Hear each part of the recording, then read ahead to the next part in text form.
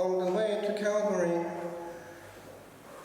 the person who bears the name of the true icon and the truth are in her name, Veronica, took off her veil and wiped, according to tradition, the terribly wounded face of the Saviour.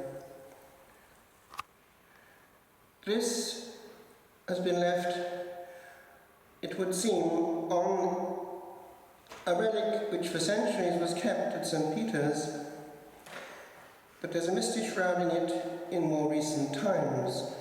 However, it is a fact that something happened in the 1800s, I believe, when it came to life, the face started to live, and an artist being present sketched this. And the forms of this that have the seal of the Vatican on it are authentic. This then is the wounded face of our Saviour. Imagine what happened on the Via Dolorosa.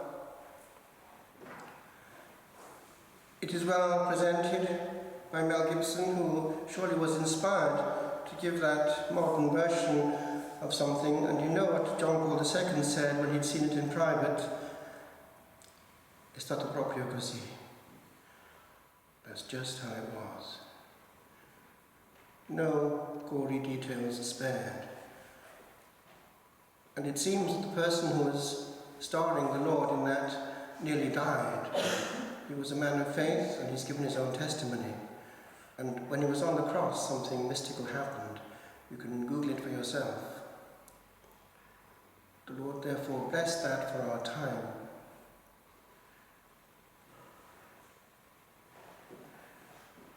But before he got to the cross, precisely on that way of the cross, he could have died, and it seems that he should have died. But the Father gave him spiritual and physical force to carry on, because Calvary and the cross was destined to be the sign of our salvation. You know that the Jews were not allowed to go beyond 40 lashes.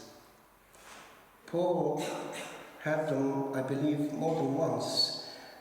The 40 less one, lest they went over the prohibition of the law of Moses. Such was not the case for the Roman authorities. They could go on and on. And in the Visions of Anne Catherine Emmerich, on which Mel Gibson has based his footage, they did go on and on. Apparently there were changes of whippers. They were changed twice, and they went from bad to worse. And you know what the scourges were made of. It was awful stuff. And research done on the shroud indicates that one of the whippers was not the same height as the other, and therefore you can see each time these lashes, 3 at a time on each side, but not in the same positions. It was that the Lord was undergoing for a long time. And many died under the scourging.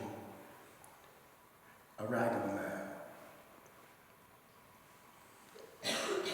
And so, when it came to that moment of himself actually choosing to give up the ghost, he yielded forth that spirit. He expired. And what we have then on the shroud is the man of blood, the man of torment, all of whose sorrows can be seen and analysed by science, including what oozed out of him.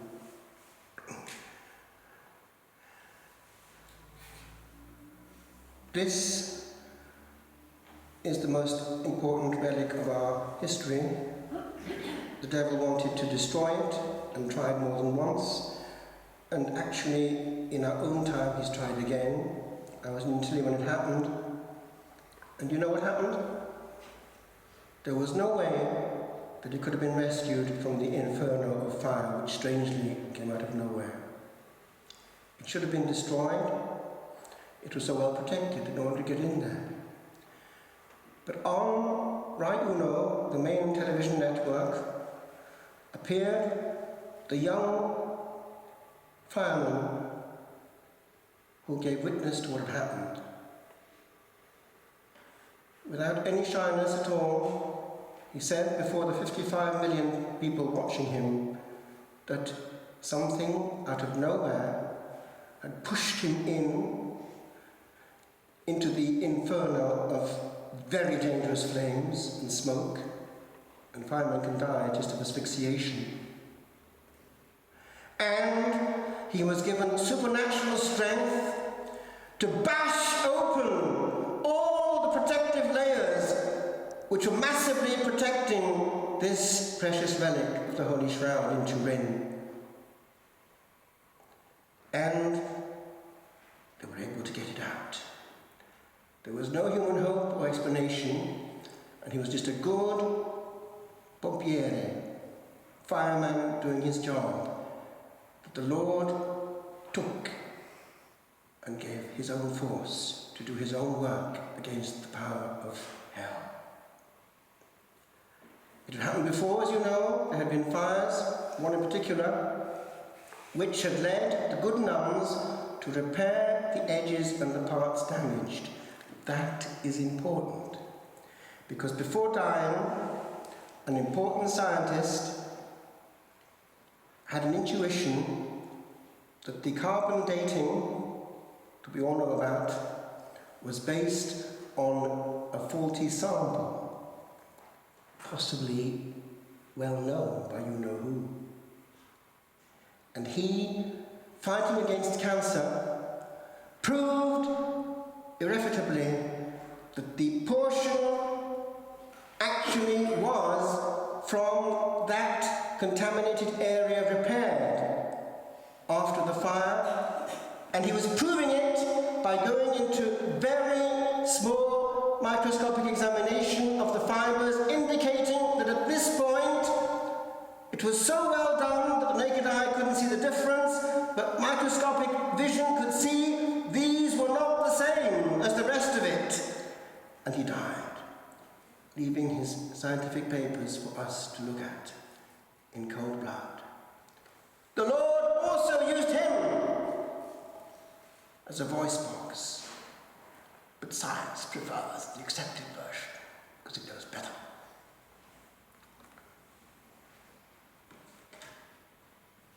In his last years as Supreme Pontiff, Pope Benedict began to make known a desire of his, that the face of God, the face of love, be known and respected for what it was. Why? There was a German hermit, a lady, living in Oviedo, in Spain, giving her life to adoring the sacred face. Look.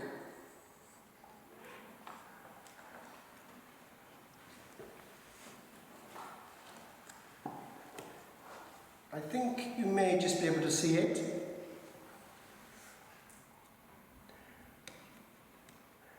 It is, when juxtaposed scientifically by a modern method over the holy face of the shroud, exactly the same, but not the same point in time.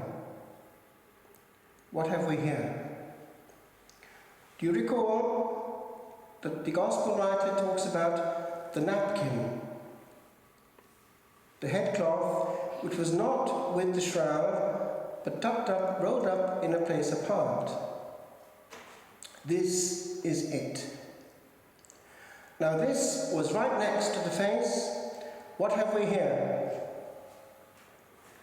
We have the eyes just opening. This is the moment.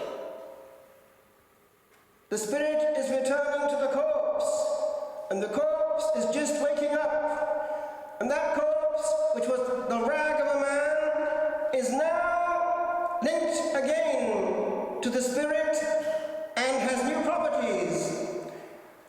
I have conquered. Just imagine the humanity of the Lord at that point in the same body which expired under atrocious pain more than any man can bear or imagine. Now, having won! And this, my friends, is the King that still comes to us now and again. Privileged souls now and again do have an inkling of his beauty. The face of God. Indeed, modern science has produced even three-dimensional images based on the holy face of the shroud itself. Dignity and beauty, majesty and authority. The Alpha and the Omega, that every face on earth one day must see or not see. For he, having conquered, will be our judge.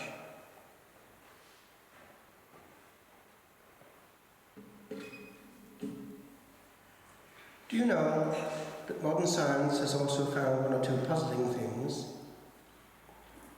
The blood on the shroud is of the category AB, which is rare in this part of the world, but the rhesus AB is common in the Middle East, and it's also been found in Eucharistic miracles, and I believe also in statues that have been weeping blood. And moreover, do you know that when the traces of the miracle that happened in Argentina and was given actually to the present Pope when he was Archbishop down there, was presented to a scientist, the findings were, of course it was anonymous, given to the scientist that had permission to analyze the miracle of Lanciano in the early 70s. And do you know what he said? He was fulminated after reaching the conclusion that science put before him, not knowing where this other one came from. It's the same man! Because it was a puzzle for science. Not only was the same category there, the rhesus AB, but also the chromosome structure, which could only happen if Joseph wasn't present. It's a big one for science. It's a big one for faith. But there's more. Do you know that they have investigated the actual imprints and folds, and they found this puzzle? To be imprinted in such a way, the moment of resurrection had to have been in such a form that actually, to leave no pleats and folds, the actual moment of imprint, whatever was the force in question, was such that it must have happened when the body in question was suspended in the air. Can you imagine? Can you imagine the scene?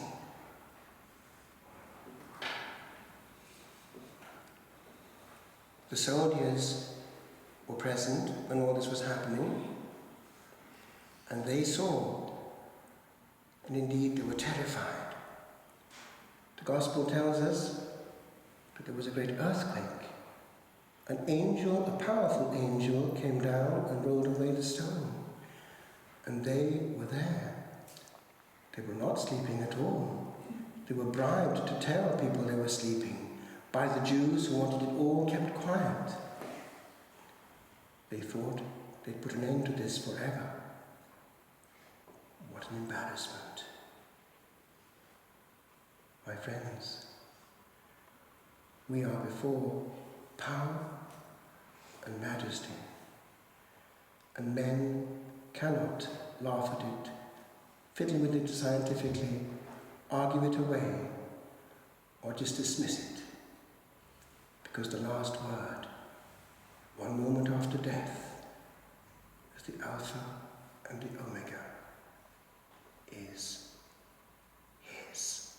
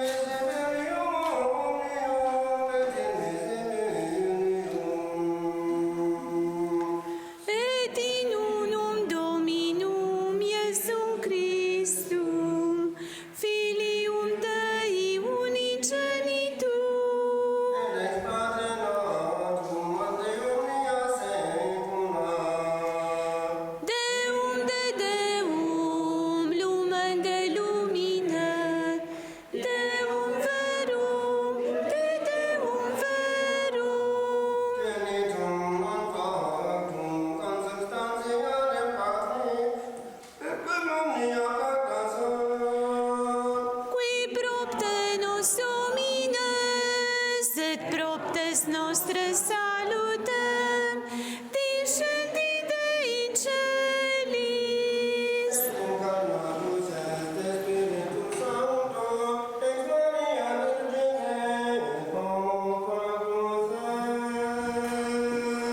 Crucifixum sia pro nobis, sub Pontio Pilato, passus sepultus